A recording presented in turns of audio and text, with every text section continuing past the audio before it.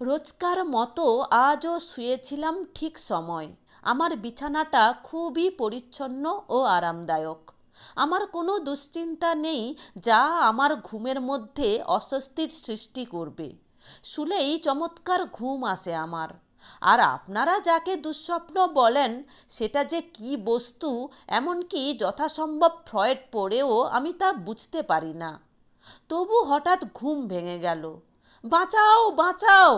হ্যাঁ, আমি স্পষ্ট শুনেছি সেই আর্ত চিৎকার, মানুষের শেষতম কণ্ঠস্বর, যেন আততায়ীর ছুরি পিঠে বিঁধে হঠাৎই কেউ জীবন ভিক্ষা করতে ছুটে এসেছে আমারই কাছে। ঘুম ভেঙে গেল। দুর্বেদ্য অন্ধকারে আমি কিছুই দেখতে পেলাম না, শুধু টের পেলাম আমার সর্বাঙ্গ জুড়ে নির্গত হচ্ছে অনর্গল ঘাম।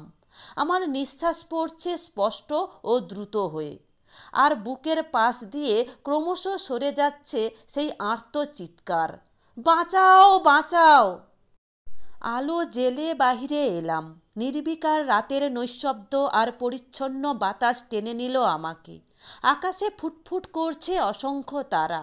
এই পরিবেশে হত্যাকারীরাও ফুলের মালা হাতে ঘুরে বেড়ায়। আমার গায়ের ঘাম শুকিয়ে আসছিল, আমার নিঃশ্বাস সহজ হয়ে আসছিল। শুধু বুঝতে পারলাম না ওই আর্তনাদ কার। তাহলে কি সবই ভুল, নাকি ঘুমের মধ্যে নিজের চিৎকার শুনেই চমকে উঠেছিলাম আমি?